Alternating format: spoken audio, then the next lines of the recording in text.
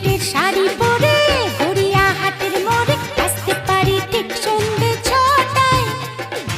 এলাম যে কথা নিতে পুজোর অষ্টমীতে, ঠিক বলো না আসছো তুমি কটায়? গোল প্রিন্টের শাড়ি পরে গড়িয়াহাটের মোড়ে আসতে পারি ঠিক সন্ধ্যে 6টায়। এলাম যে কথা নিতে পুজোর অষ্টমীতে।